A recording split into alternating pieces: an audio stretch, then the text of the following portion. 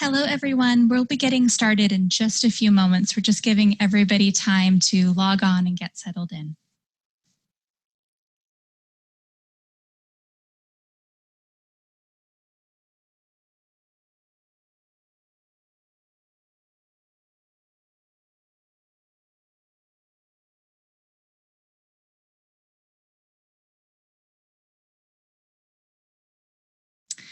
All right. Hello, everyone. Welcome to the Coal Creek Sewer Upgrade meeting.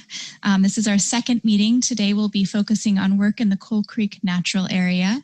My name is Willow Russell. I will be facilitating today. And on behalf of our entire team, I just want to thank you so much for joining us today. We know there's a lot going on in the world and in our community, and we just appreciate your interest and you giving us your time today to learn about this project. Before we dive in to this meeting, I just want to talk a little bit about this virtual space that we're in. And I know for those of you who joined us last week, this will be a little bit of a review, so please bear with us. But we do want to make sure that anyone who's new to this meeting or anyone who is new to Zoom is having the best experience possible. So I'm going to be sharing some information about how to use Zoom, particularly how to use captioning.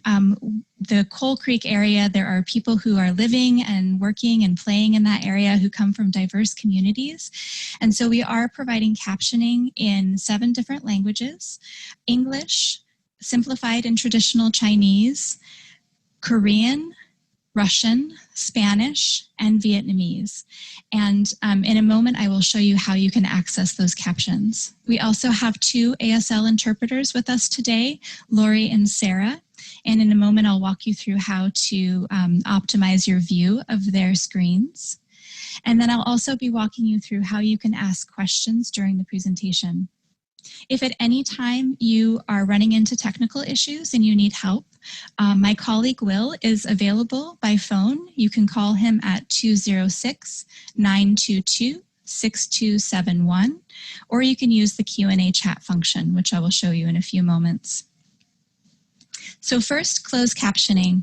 If you would like to use the closed captioning option, just click on the closed caption icon at the bottom of your screen.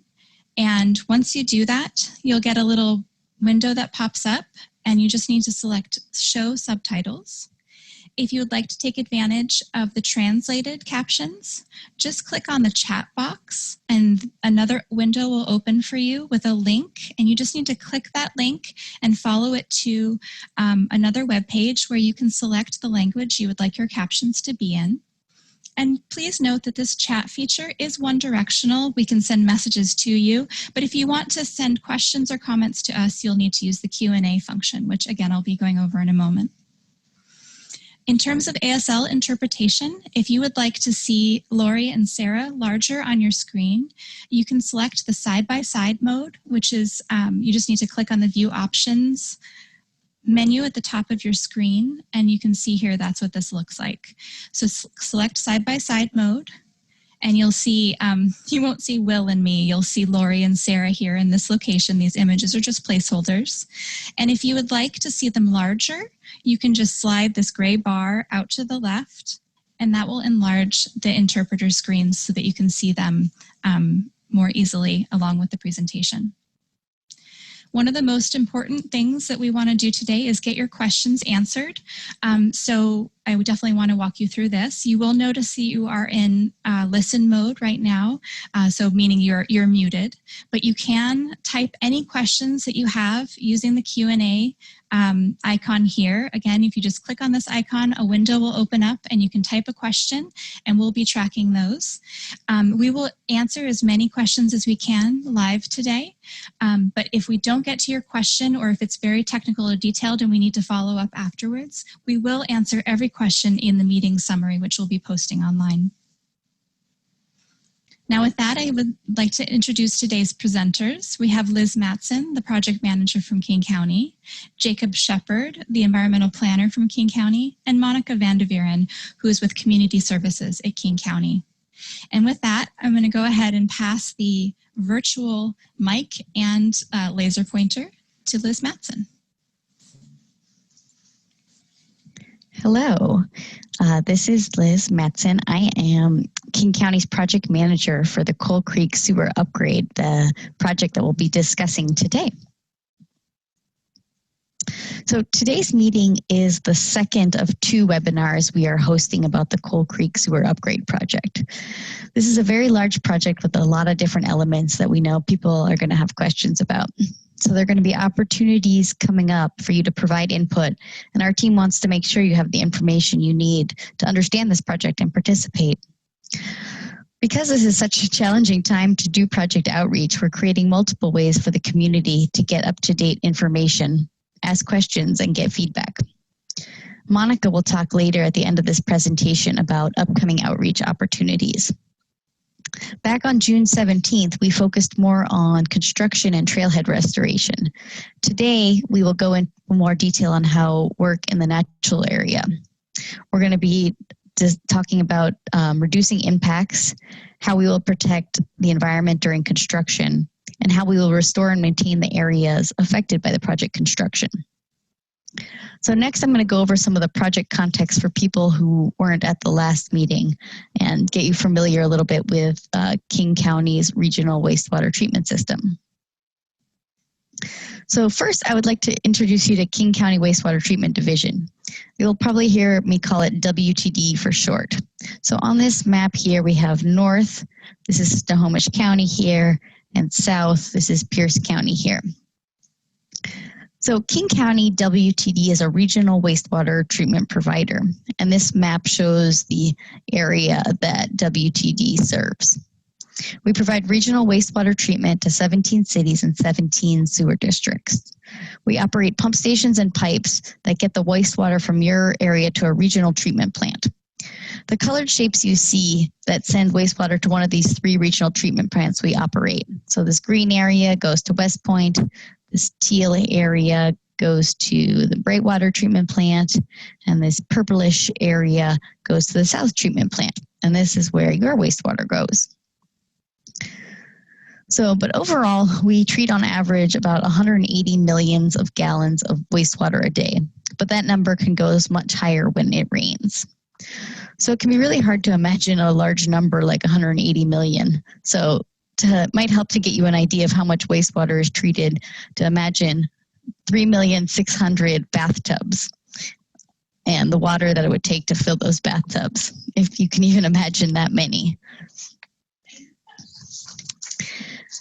So here is a picture of South Treatment Plant in Renton, where your wastewater gets treated. Because your city collects your wastewater, you may not have known that King County provides the wastewater treatment. Water that you use at home, school, or businesses travel through your small side sewer pipe and go to the City of Bellevue sewer system.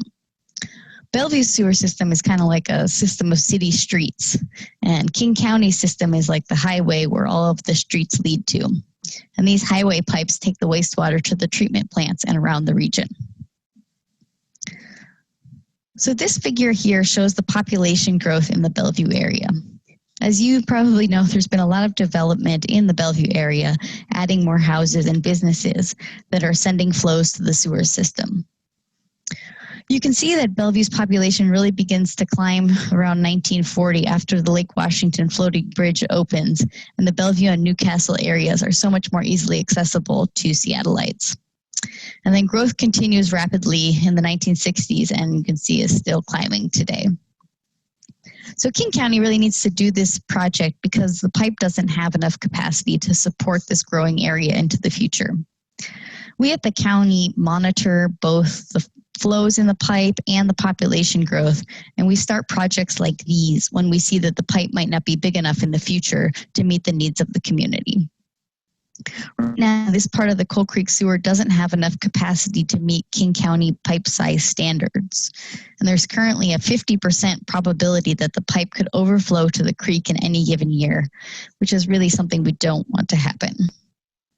So at the last meeting, on the 17th, we went over the construction of this project in more detail.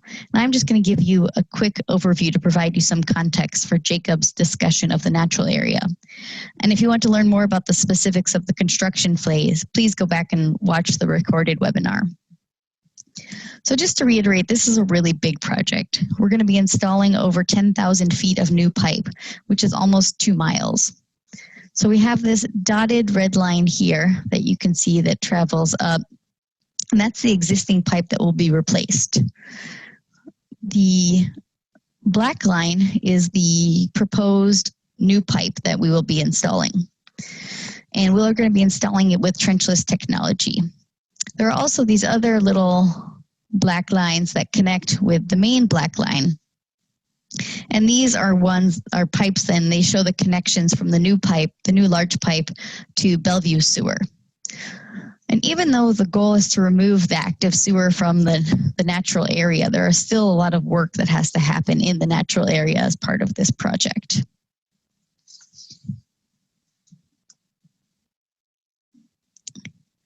And we are waiting for the slide to switch.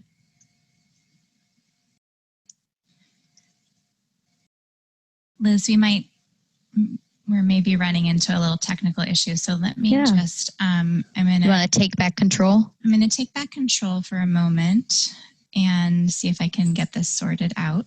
I think you can just keep control and follow along. Okay. Let me just make sure that, okay. Okay, great. Thank you. Sure. So what you're looking at here is a profile of the new Coal Creek trunk pipe underground. The green area is the land, and the jagged line is the shape of the land surface or the topography. Those little dark elements on top are little trees and houses to kind of give you some scale and to picture how deep the pipe is. So the majority of the new pipe is going to be installed using what we call trenchless construction. And this type of construction reduces impacts to the surface, but it will still disturb the surface, especially at the entry pit and the exit pit. Trenchless underground construction works by where the contractor will build an entry pit at one end. In this case, will be near the trailhead in the south. And then a tunneling machine will be launched from that pit. The pipe segments will be fed into the pit, and then dirt will come out. The contractor will also have to build an exit pit at the other end, which is on the north end in this project. And this is a smaller pit that will be used to retrieve the machine. So next slide. So while most of the pipe is going to be installed using trenchless construction, that's this kind of long orange piece here, there are some sections that are going to be installed using open trenching. And that's where we dig from the surface. So an open trenching is probably the construction method you're most familiar with, where you see a big hole dug in the ground. This method clearly has more impacts at the surface. So we're going to be using open trenching in some areas because either the pipe is too shallow or we were already causing impacts to the surface. And so these areas that are circled in black are some of the areas that we're going to be having some open trenching. So next slide.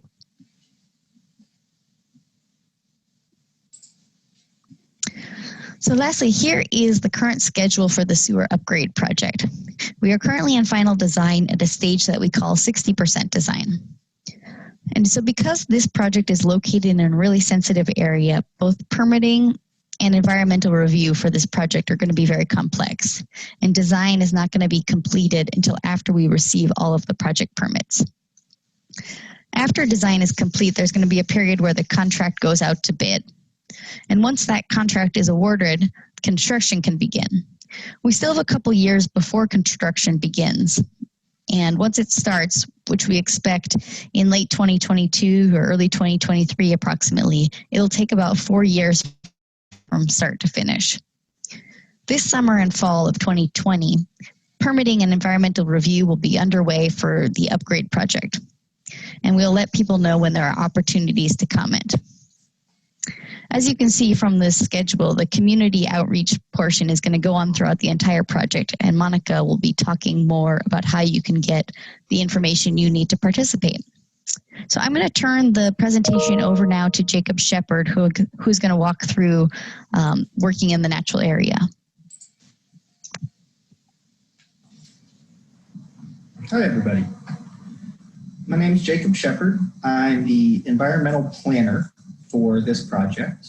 What that means is I am responsible for running the environmental review and permitting processes for a big complicated wastewater infrastructure project such as the Coal Creek trunk upgrade. So what I'm going to do is run through first the existing conditions today with King County's pipe in the natural area. Then I'm going to talk about how we're going to be protecting the Coal Creek natural area as we build our project. And then I'm going to talk about how we're going to restore the impacts that we caused and how we're going to leave the area better than we found it to the extent that we're able. So before I move into the slides, I just want to acknowledge that the Coal Creek natural area is really a jewel of Bellevue. It's a fantastic natural area.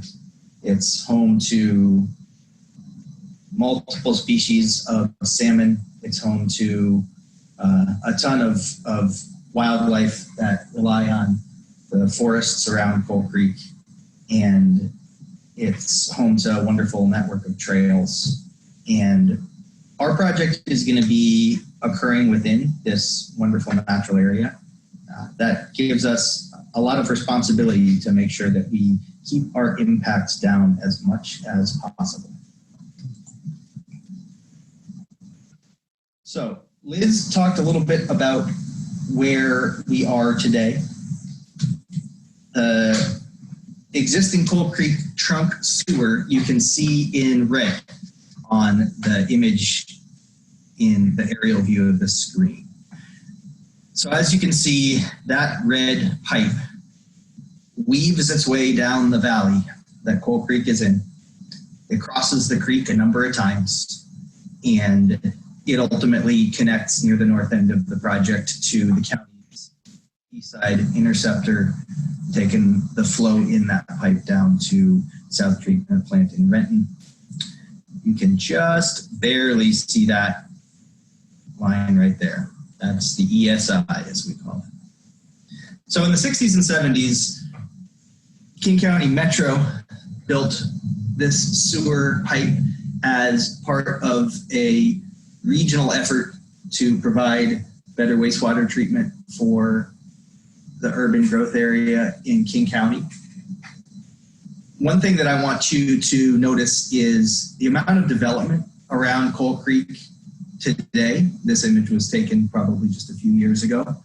And recall that when this sewer pipe was first put into place, much of that development hadn't occurred yet. In other words, what we were looking at in the 60s and 70s was a much more forested landscape.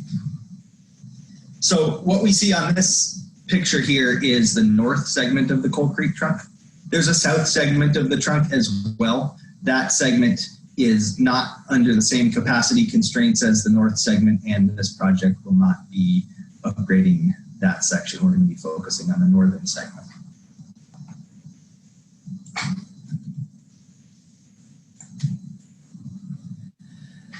So we built that pipe in the 60s and 70s in a spot that made a lot of sense to the engineers of the time.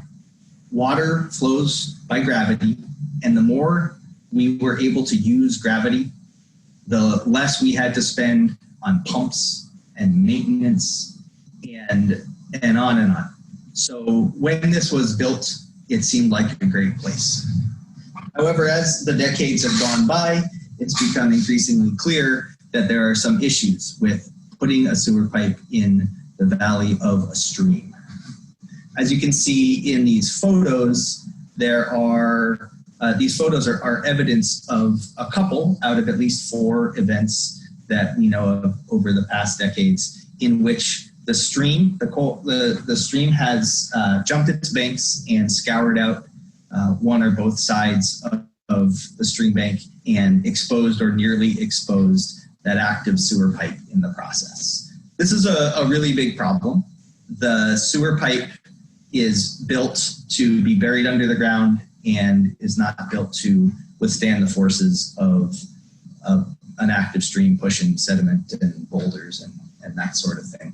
And another thing thing to note, and I called it out on the previous slide, is that over the decades that this pipe has been in service, the development on either side of the valley has led to a lot more water entering the creek during rain events. So rainwater that used to soak into the ground in the forested land above the creek now just runs off and goes straight down into the stream. And so a situation in which a winter storm might raise the level of the creek 6 inches now raises it much more quickly, and in some cases much deeper. And so as time has gone on, as development has increased, this flashiness, as we call it, has increased in Coal Creek, which threatens our pipe even more. So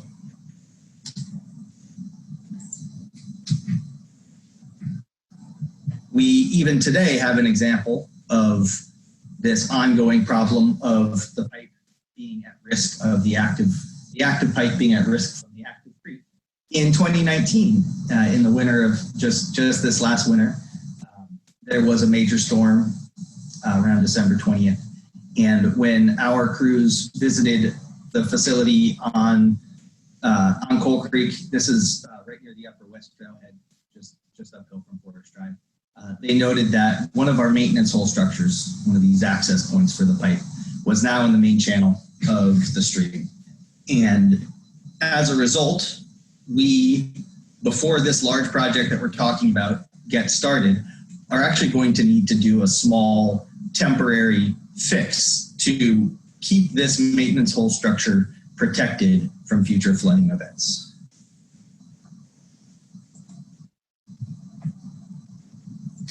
What it's going to look like is a couple weeks of work. That is time in which we may need to close some or all of the parking lot at the upper West Trailhead, and we will need to close a portion of the Coal Creek Trail. What we're going to be doing is installing a few small structures just upstream of that maintenance hole, in which we're going to kind of coax the stream around the structure so that it doesn't continue to erode that bank. The SEPA process, the State Environmental Policy Act process, the environmental review process for this small project is actually right now in a public comment period. You can visit the project's website for more information, and you can provide comments up until June 29th. Now I'm going to talk a little bit more about that spot and what the ultimate goals are for the large project in a few slides. So now I am going to talk about the large project. Hey, Jacob. Yes. I'm sorry, you're kind of going in and out. I'm sorry. I don't know if, I'm just wondering, maybe try, I'm not sure if just like kind of staying very still, maybe that's affecting it. And if it continues, I'm going to let you know, and maybe we can try without your headset again and see if that gives us a clearer connection. Sure, my apologies. I will try to stay very still here in the office. Oh, no, Jacob, it's still continuing to do that. Can you try unplugging your headset and see if we can get a better connection? Yes, I can. Just one moment.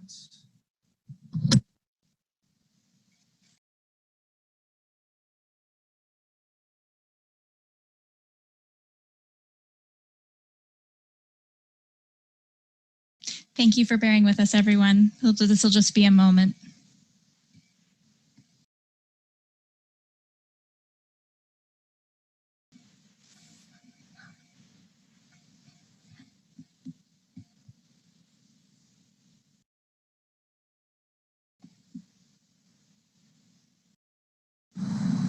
And we're back to this one. Can you try this one? Can you hear me?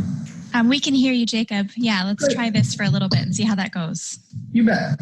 All right. Yeah, keep me posted. Thanks, Willow. Apologies, everyone. Okay, so Liz gave an overview of the project, and you saw a version of this slide. Liz talked to you about the fact that most of the above ground impacts are going to be occurring at the points where we need to enter or exit our trenchless, the trenchless areas of the pipe installation. You see the exit pit for our trenchless installation about here. Entry and exit pits for another trenchless section of the project right here. And then the main entry pit right here.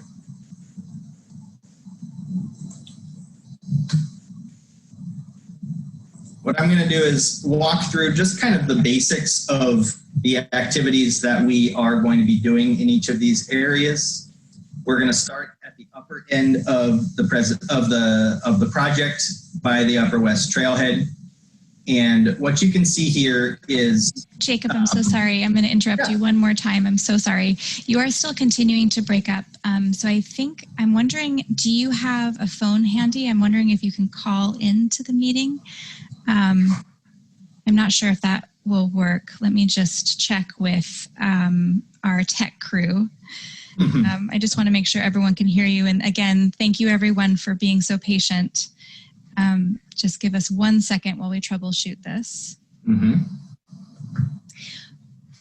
Ray, are you available at the moment? Do you think, could we have Jacob call in as a panelist? It's a good question. Actually, Jacob, if you click in the bottom left where it says, probably says mute your audio, there's an arrow there. There's an option to switch to phone audio.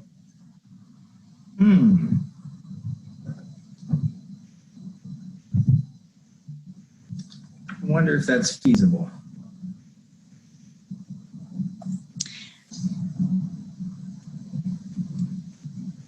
Jacob, if you were to call in, and Ray, maybe this will work. If you use the invitation link to be a panelist, and you called in, or sorry, you clicked on that link on your phone instead, and had a headset for your phone, that might be a clearer connection.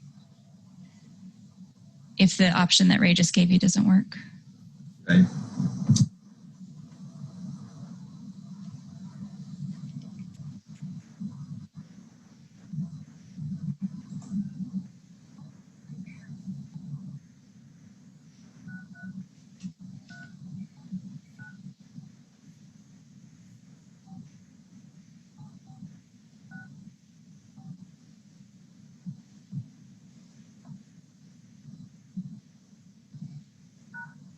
So Will, while we're waiting, this is Monica. I'm wondering if any of our audience have any questions. You can put them in the Q&A, and we can see if there's anything that Jacob may cover a lot of what you're going to ask, but we can definitely look at what your questions are and see if there's something that he's not going to cover so that he can include it.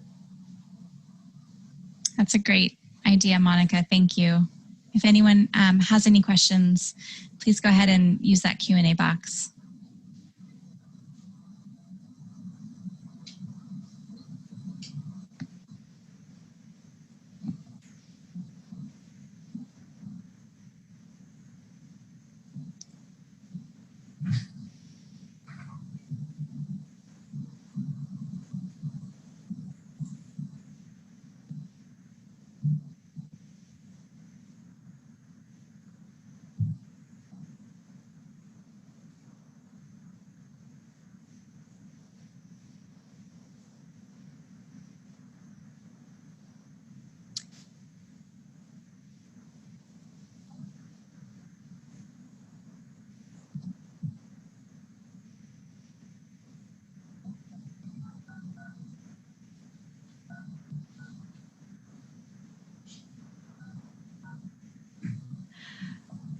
So one of the things, this is Monica, one of the things I think I can do, or Ron, if you want to step in and just kind of talk about the construction at the Upper West Trailhead.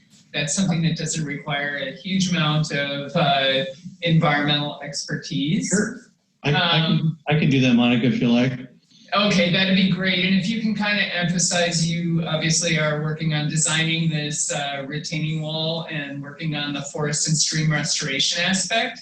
So if you can start walking through that while Jacob's getting reconnected, that would be great. Okay. So I will, I'll take over this for just a little bit while Jacob investigates the technical capabilities of the system. So this is the entry pit here. If you follow my mouse on the screen, the little faux laser pointer.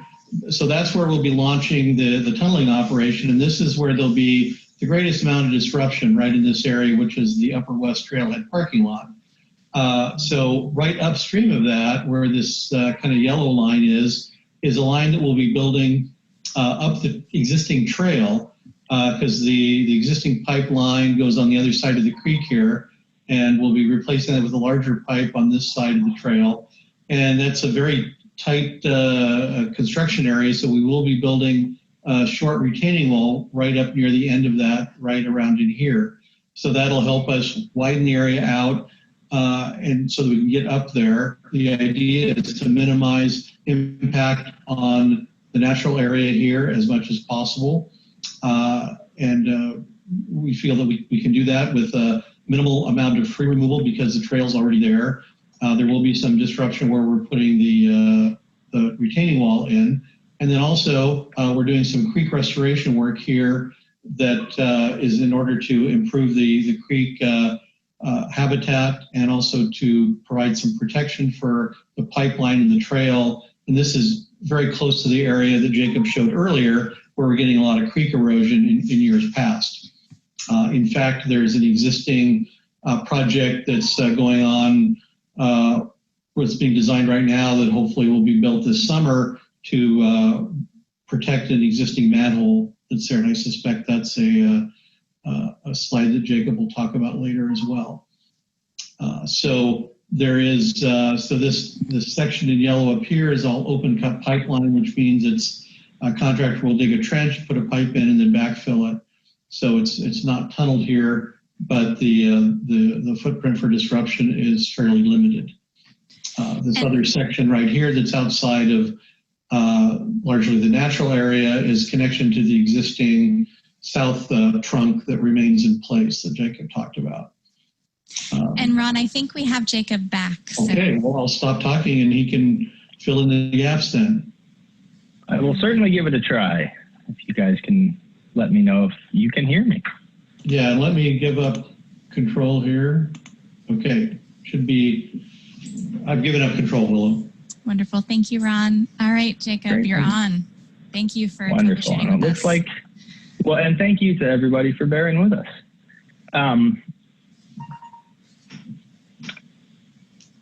So let's move on down to the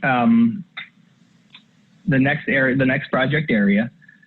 This is the central part of the project, and here we have 2 pits for a segment of pipe that needs to be installed with another trenchless technology called microtunneling. And this piece of the project is intended to collect flow from the local Bellevue sewers in this area. This new pipe is going to be deep and at a totally different location than the existing pipe, because of course the existing pipe will be is in the stream valley down here. So we need to do a bunch of additional connections to make sure that we still are able to collect the local wastewater flow. In this area, we are going to be more or less on the side of the Coal Creek Parkway, as well as in the road for a short segment of the pipe connections that we need to make. There's going to be some tree removal here with tree replacement when the project is done. There is also going to be some grading change in the areas of the entry and exit pits. And of course, unfortunately, there will be some traffic impacts from time to time as we work to get this piece of the project installed. Then moving downhill to the north end of the project area. Again, this is where the existing pipe flows into the ESI, and our new pipe will connect to the ESI as well. If you see where my pointer is right there. So first thing here is the exit pit for the trenchless portion of the project, and some open trenching from that point along this yellow line until we get to the ESI. It's important to note that about half of this open cut will be on an existing access road in the area. We will need to build a temporary access road from this portion, about where my pointer is. And all of this will be restored, and I'll talk more about that in a few slides. This is all going to be work that's off of the road, with the exception of some truck traffic in and out of the access road right here. So traffic impacts will be comparatively small.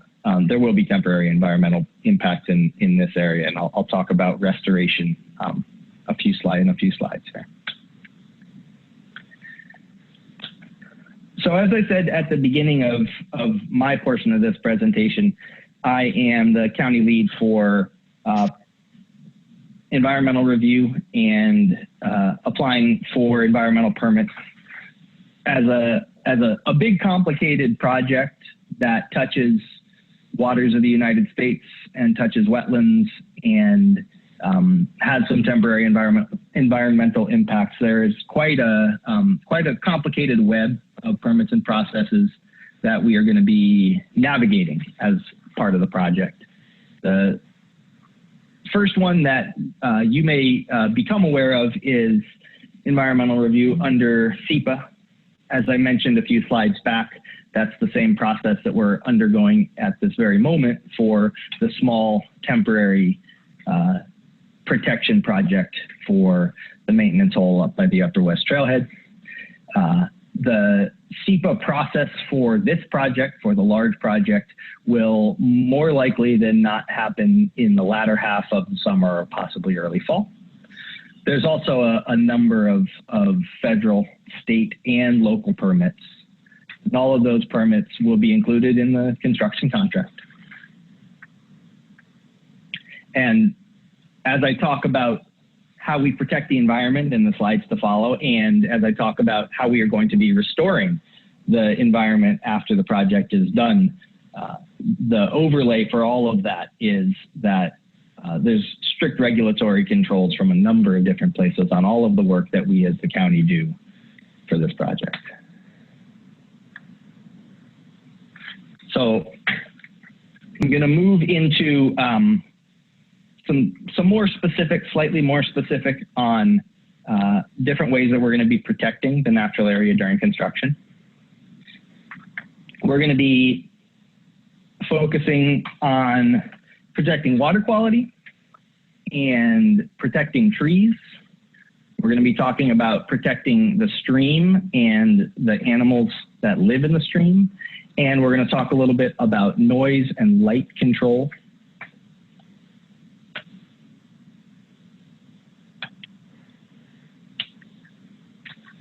So protecting water quality is something that we take very seriously. We are a clean water utility, and we want our projects to walk that walk as well. And all big construction projects are subject to very stringent water quality protection. Western Washington is particularly strong for this in a lot of ways. What you see on this slide is some bullet points of the general types of water quality protection and best management practices, or BMPs, that we'll be implementing as part of this project. First, we're going to be defining our work areas very strictly so that we do not get, so we don't get too close to the stream, we don't get too close to wetlands that we don't need to impact. And the contractor and the agencies all have a mutual understanding as to where work will be allowed. We, within the work area, are going to be preventing sediment and erosion, other types of erosion from trickling out of the project area and affecting nearby wetlands and streams. We're going to be very careful to prevent spills, and we're going to make sure that we have the ability to clean up any spills that do happen immediately, and removing waste materials from the site promptly as the project continues. So I mentioned sediment control on the last slide, and just sort of as a side note, one of the things that is going to be happening in the natural area for the duration of the project is the City of Bellevue's annual maintenance of their sediment facilities. The photo that you see here is the city removing sediment from that facility. This is an activity that's most likely going to be happening on an annual basis and will continue to happen as the project moves, as the county's project moves forward. Something that the City of Bellevue will always be able to do at the times when they need to do it.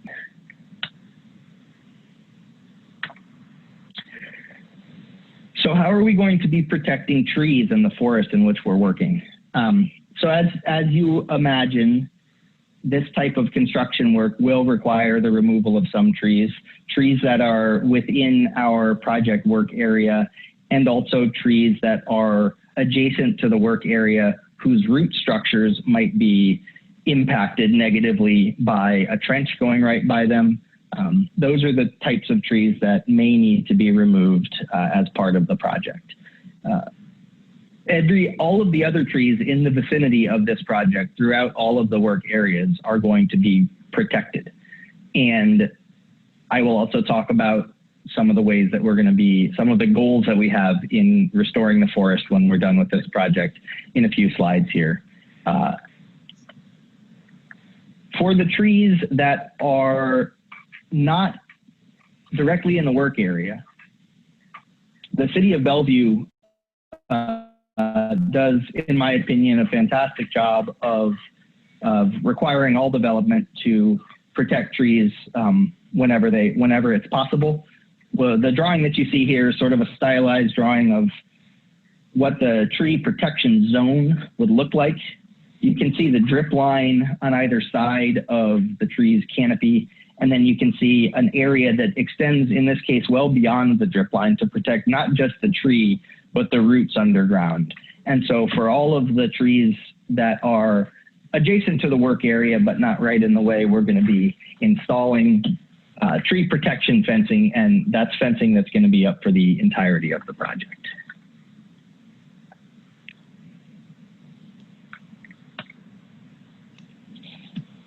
So how are we going to protect the stream? The first element, kind of the main element of protection during construction for the stream is the fish life in the stream. Like I mentioned earlier in the presentation, Coal Creek is home to a number of salmon species as well as other fish, including fish that are federally protected under the Endangered Species Act.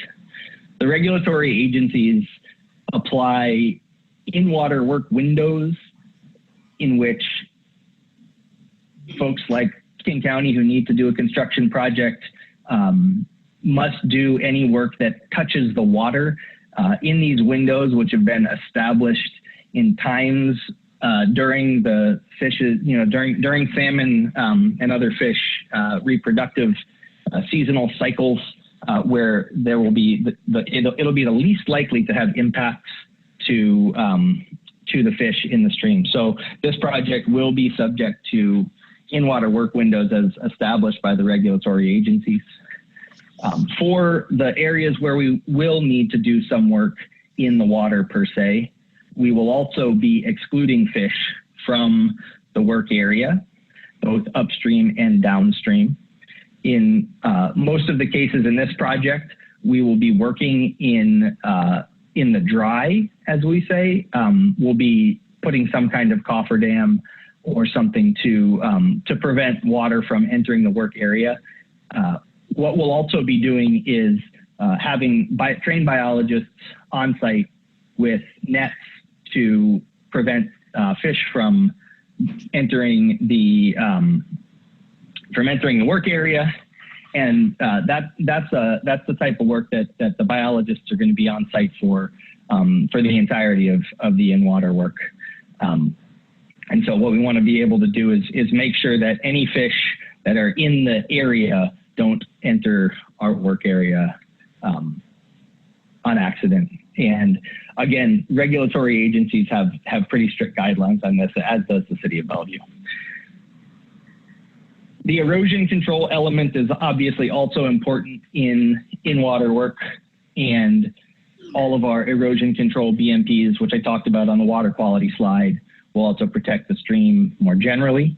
The final thing that I wanted to touch on is that the City of Bellevue is very vigilant right now in trying to protect waterways from invasive species, in particular the New Zealand mud snail, which has been spotted in a lot of waterways in the Puget Sound area. And our contractor, all of the workers who are going to be working in the vicinity of this project will be required to do some pretty diligent decontamination protocols to make sure that we're not bringing in any New Zealand mud snails or any other ickies that are not already in Coal Creek.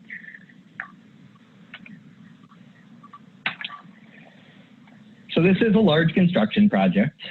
That means there will be some noise and there will be some lights that need to be used, especially in the winter season when there's not very much light in the sky. But we are going to, at every opportunity we can, make sure that sound doesn't travel beyond the construction work area, that we meet all of the local noise codes and regulations, and that we make sure that light, especially if we need to light up areas during the short days of winter, doesn't escape not only just the construction area to disturb nearby neighbors, but also for the purposes of the wildlife that rely on the natural area and will still be there even as we build the project. So specifically, some specific things that we're going to be doing for protecting wetlands in the project area, along with the stream that we're going to be working near and in some cases in. We will have to be working near and in wetlands in some areas in the project. Again, defining the work areas clearly is one of the best tools that we have. Protecting the wetlands from sedimentation and erosion and toxins. Protecting the trees that are in the wetland is very important. And something that's unique about wetlands is their soils. And our project is going to be doing everything that we can to make sure that we do not overly compact the soils and that we leave the soils as intact as we can, so that when we leave, those soils can continue to clean water and soak up rainwater like a sponge, which is one of the things that we sometimes take for granted about wetlands, but wetlands provide a great service.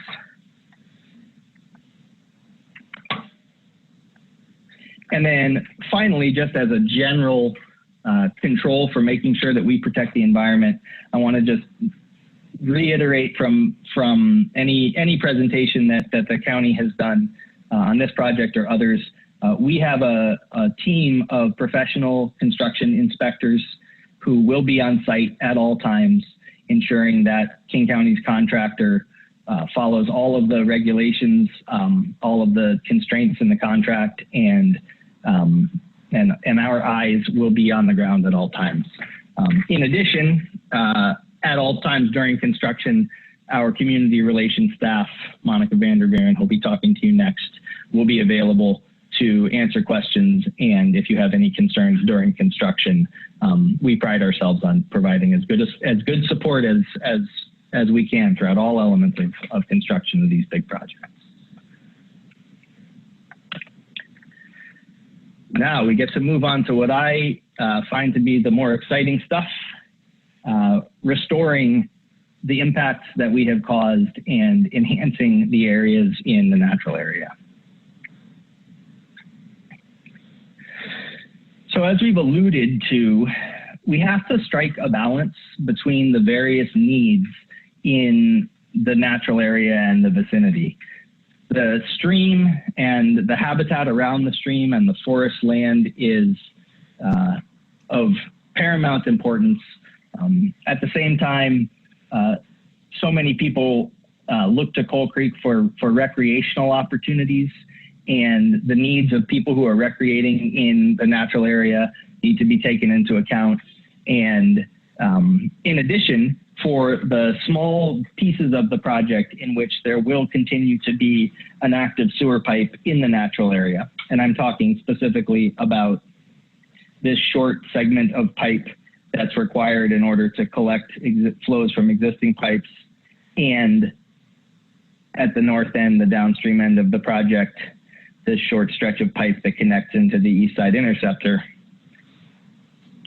We need to make sure that that pipe is well protected from the stream, future movements of the stream. What we want to do is avoid as much as possible the type of scenario that we saw in some of those earlier slides of the existing pipe being exposed. So the first area I want to talk about in terms of this idea of balancing multiple needs is the Upper West Trailhead. And that was the southern end of the project, as you saw in that previous slide. What we will have here at the end of the project is a trail, a stream, and a pipe that all need to interact in relative harmony. Where we're going to be putting the new pipe, it will be sort of somewhat pinched against a steep valley wall. Directly on top of that will be the restored trail, which will be enhanced for access. It will be ADA accessible once we are done with it. So we have a pipe, we have a trail, and then right adjacent to it is the stream. And in the old days, I would say, engineers might have just built a retaining wall, what we call hard bank stabilization, so that the stream could never start going up onto the bank in which the pipe is buried. We now, in designing these projects, recognize that hard stabilization, like boulders, like a big retaining wall in the stream, is really a lost opportunity for habitat enhancement. And so this project is going to kind of thread this needle of building a better trail, putting in a pipe that, while it's in the natural area, does not cross the stream at any locations. And just for context, in this area of the Upper West Trailhead, the existing pipe and the associated local City of Bellevue sewers cross the pipe, I believe, or cross the stream, I believe, 4 times. So we will be removing all 4 of those active sewer crossings in this area. And we will have a stream that will be able to meander within limits. We're going to be using soft bank stabilization, which I'm going to talk about in a little bit more detail on the next slide. And we will be creating additional habitat in this area for the salmon that use this stream.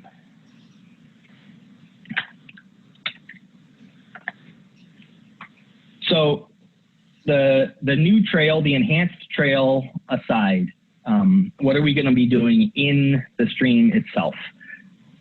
What we're going to be doing in this area once we're done.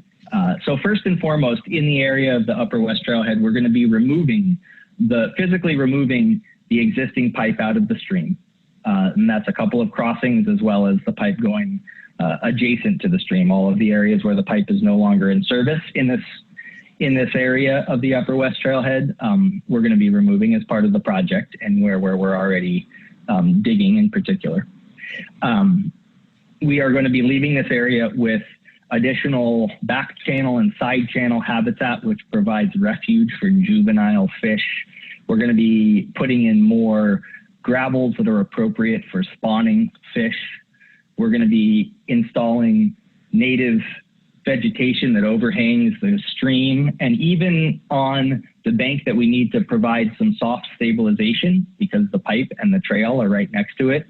We're going to be putting in overhanging vegetation, large woody material that provides habitat complexity for the fish and all of the little invertebrates that are so important to this stream. So when we leave the Upper West Trailhead at the end of the project, there will be a real stream restoration project that's been installed that's going to be able to coexist with the remainder of this active sewer pipe and an enhanced trail. So I had talked about tree replacement a bit, and I want to say I think we are as curious as you might be about the numbers of trees that we will need to remove and how many trees we will be planting in their place. And unfortunately, we are still not quite at the level in design where we are able to start giving numbers. I can say that the regulatory agencies, the City of Bellevue, as well as state and federal environmental regulators, take tree protection and tree replacement very seriously. What I can say as well is that we have some very clear goals in our tree replacement strategy. Our goals are to jumpstart the forest around the Coal Creek Natural Area toward a more resilient direction. Right now, there's a great tree canopy there, but it's a lot of deciduous trees, a lot of trees that lose their leaves at the end of the fall. And those trees are also not particularly long-lived. What we are going to be aiming for in all the areas that we can is to plant long-lived evergreen trees that provide habitat and shade all year long and can live hundreds of years. It's the type of ecosystem that used to exist in this area in the times before we cut a whole bunch of trees down. And we have an opportunity here to really give the ecosystem, the forest ecosystem, a little bit of a jump start. With that restoration approach comes the need to restore the understory as well, the plants underneath the canopy.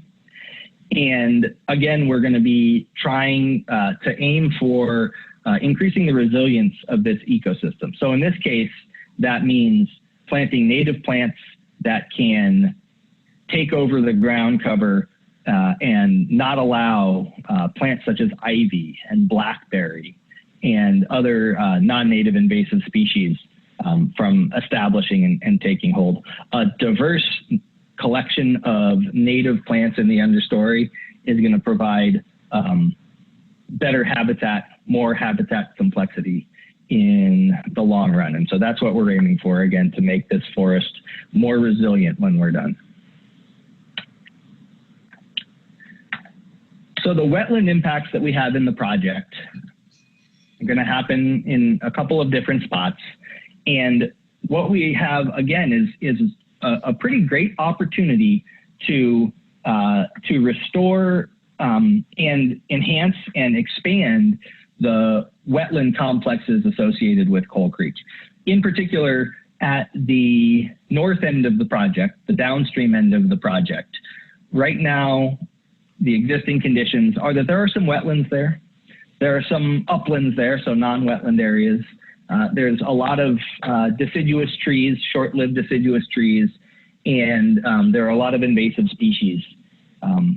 In coordination with the regulatory agencies who strictly regulate wetlands, we are developing a habitat enhancement plan, a mitigation plan for this area, for the area of the northern part of the project, essentially from the Woodsong condominiums down to almost I-405, where when we are done with this project, we will have restored, enhanced, and even created new wetlands to make essentially a wetland complex at this north end of the project. So that, in combination with some recent stream restoration projects that Sound Transit accomplished in this area, we are going to leave the north end of the project sort of a fantastically restored wetland ecosystem, or at least that's the aim at the moment.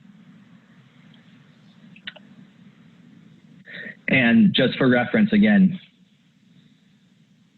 this area here, where there will be a temporary access road. That road will be removed, and most of this area will be part of a restoration project associated with the Coal Creek Sewer Upgrade Project. So all of the restoration elements that I've been talking about are going to be subject to a monitoring period. The agencies always require this for restoration and mitigation projects. We don't know the exact period of time under which we will be monitoring, but we are currently proposing between 5 and 10 years of monitoring, depending on where in the project and the type of restoration that we're installing. The King County Wastewater Treatment has a crew, a full-time crew of mitigation and monitoring specialists who will be assigned to this project for the entirety of the monitoring period. And they will make sure that when they leave it, all of those plants and structures are installed and thriving. So now I will hand control over to Monica to round us out for the night. Thank you again for bearing with me with my audio issues. Appreciate it.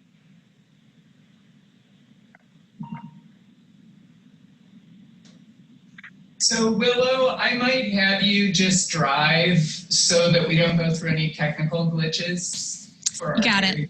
Yeah, very patient audience. Thank you. So I don't have a whole lot of slides because Jacob did a great job of describing how we're going to restore the area, but I am going to talk about some of the community elements of restoration, and then I'll talk through how we're going to do outreach.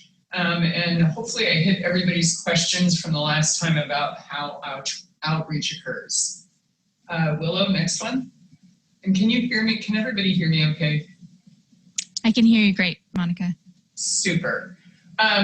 So as Jacob said, we're really balancing a lot of different uses in this area. So it's obviously a very heavy recreational use. We have schools that come in. We've actually provided stream biologists to work with Pacific Science Center. They get classes that come in. So we really want to make sure when we restore, we're not only restoring to what we had as a new trailhead in 2015, but that we're bringing it back to meet current accessibility standards, and then to leave behind elements that will actually benefit the community for a long period of time. So just so everybody knows, we've been working with the City of Bellevue Parks Department for a couple of years and talking about ways that during this project we can leave things behind that are kind of a legacy as we restore. And next, sorry, I was trying to advance the slide and forgot I didn't have control. Okay, so what I discussed last time is this trailhead was a dirt trailhead, and then it got restored to this lovely trailhead with signage, some seating, and it's paved, it's got green stormwater infrastructure, so really a nice trailhead. So we're going to put back everything that's there, but what we really want to do is improve both the accessibility and the education for the area. So the city's very enthusiastic about getting some signage in that will help people really embrace and become stewards of the creek. Jacob showed you that there's a lot of people living above the creek that influence the creek with runoff. I've had a couple of residents call me about potential for getting a rain garden program started. So people obviously are very dedicated to making sure that the creek is protected, but also the users of the area. If you are a frequent trail user, you may have seen the little dog poop bags that are out there. So King County's been working with Bellevue to identify ways that we can actually do some education to help both visitors to the area and residents living nearby actually protect the creek and then really to enjoy it. We are working with them, as I mentioned the last time, to revise some of their signage so that it's more accessible and more interactive. The other thing that we're looking at is leaving online content as sort of a guide, with some natural history, information about restoration and wildlife, and then also making sure that it's translated and it's accessible for people who have disabilities. They may be blind. As you see, we have an ASL interpreter. We may leave interpreted video behind for people who need access to information that way. So we're looking at a number of options where after we restore this trailhead, we can create a much more enriched area for people to really enjoy it. And we're definitely open to ideas if people have them. Oh, next, sorry, I keep going for my mouse. So obviously this is an extraordinarily challenging time to work with you. The tech issues will show you how challenging it is. We're used to gathering together at events, in living rooms, at community meetings over a cup of coffee or tea, and just talking through this. So we're trying to answer your questions through a Q&A. And this is really not our favored method of interacting with you, but we really want to make sure that the community has an opportunity to interact as much as possible, to be informed, to have your questions and concerns addressed. So I'm going to say we're answering questions during this. Our conversation is not over. So you can always get a hold of us by email. We're glad to talk by phone. We can host remote meetings. Whatever we need to do to work with you during a time that we're actually trying to protect people's health in more ways than one. Next. So you can actually really help us to provide service to you. That is our job as community services, is to provide service to our communities. So definitely fill out the post-meeting survey that you'll get sent. Contact us anytime. I am working remotely from home, but you can get hold of me anytime, and let me know what your questions are, your thoughts, and then let us know if you are with a community group or organization, and if you want us to brief you remotely. At some point we will get a vaccine and we'll all get back together again, but we will find a way to work with you in the meantime. We also want everybody to know that we have both language interpreters available, and obviously we have sign language interpreters. So we've already been contacted to provide a language interpreter, and that works swimmingly well to get the residents' question answered. So we want people to know that we're trying to create as many options. Just let us know what you need to work with you. Next. And you can definitely check our web. We always pile everything on our web. We'll have meeting summaries, videos, everything you need to stay up to date. Any technical documents we issue will be there. You'll see notice of environmental review. As Jacob mentioned, the temporary project is under environmental review right now. You can find a link on our website. We will be mailing out newsletters again. We just mailed one out, and providing electronic updates. We have virtual meetings like this, not our favorite, but we're going to do them.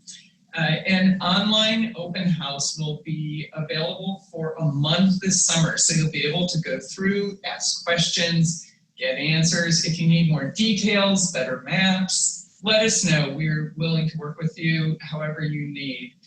When we get to construction, what will happen is before construction, we'll have a pre-construction meeting. So we'll have a contractor on board, we'll have an idea what their plan is, and then we will host pre-construction events to talk about how the work's gonna go. This is a 4-year construction project, so things will change. The community services team will have a 24/7 hotline that you can call.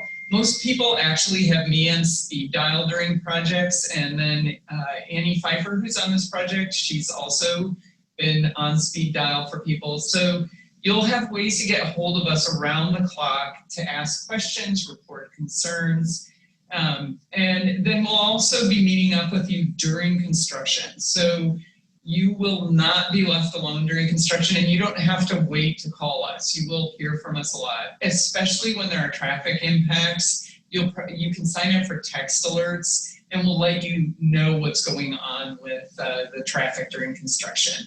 So we're with you until we're completely done and restored, and then you'll still be able to contact us afterward if you have any concerns or questions about restoration. Next. And that is it for me. I did do some more discussion in the first meeting, which is recorded and online.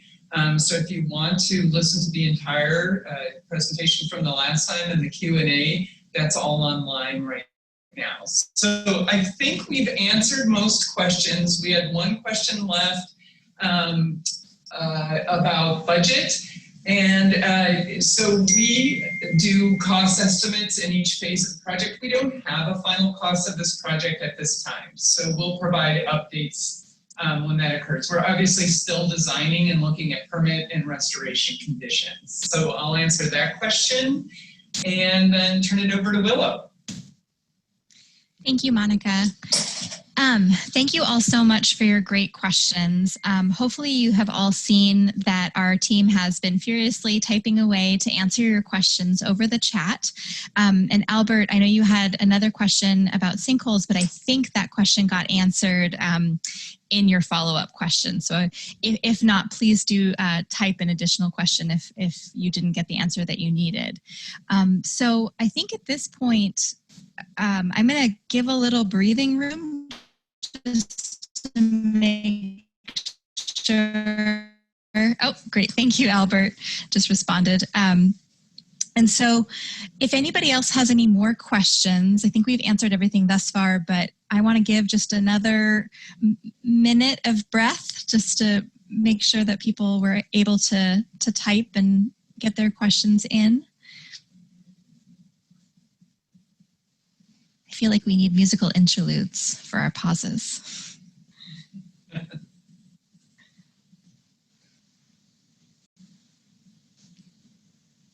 I should say while you're thinking about this, we will have a temporary project coming up. You will be getting advance notice of that, and you'll see notice at the trailhead.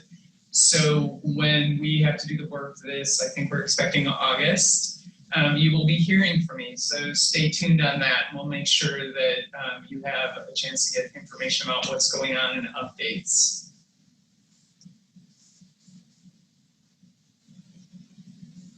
Awesome. Thank you, Monica. I think we do have one more question, actually a couple more questions. Let me just see here. So I can address actually both of these. This is Monica. And then Jacob, if you want to weigh in on the second one. So the this does not, our projects Monica, sorry, Monica, I'm just going to interrupt you for just 1 second. I'm going to repeat the question just for folks so they know what you're answering. So if final costs have not been determined, how do we know if the taxpayers will have the funds? So I guess, how do we know that there'll be enough revenue coming in to fund the project if the budget hasn't been determined? Okay, so the way we do this, we're a regional wastewater provider, and so quite a large organization. And so it's not taxes that pay for this. So that's a valid question. You pay sewer rates to City of Bellevue, and you'll see a line item for King County. And so that's the funds that go to the regional system, right? So you're paying your local carrier and the regional.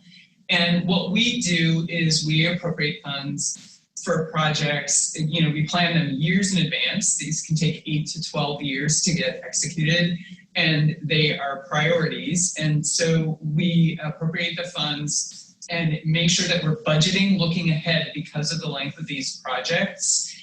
The county does a good job of identifying where appropriate when we can get low interest loans, grants, and things like that to help with the funding. So we will continue to pay sewer rates. The sewer rates, we have a budget for operations and for capital projects. So we know that this project, because it's approved, will move ahead. And then Jacob, did you want to answer the question about the plans?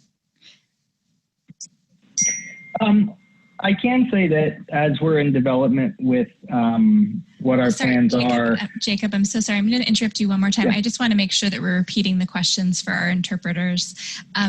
When will plans of the actual stream restoration, bank stabilization, and habitat restoration be released? So as we apply for permits, we will have more detailed plans. So if anybody is interested in seeing those, I think it's something that either through the permit application process.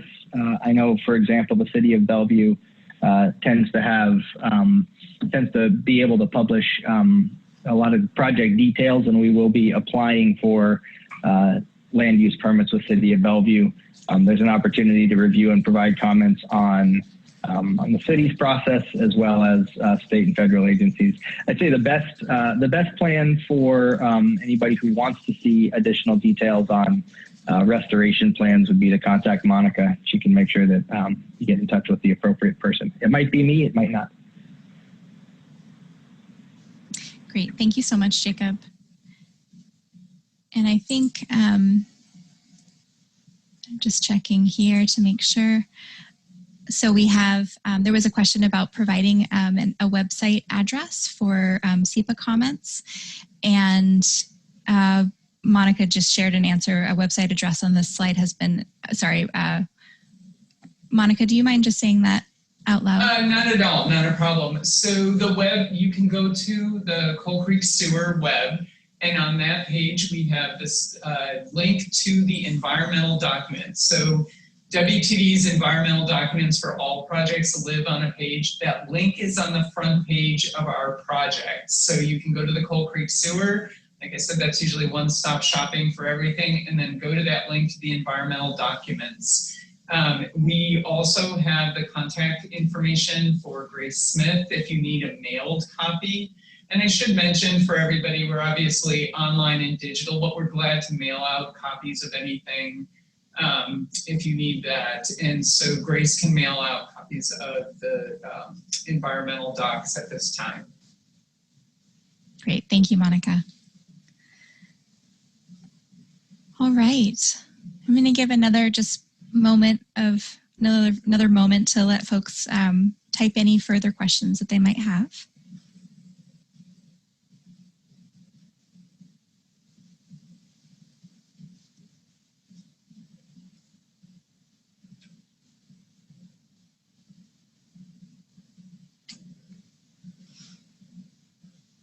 Okay.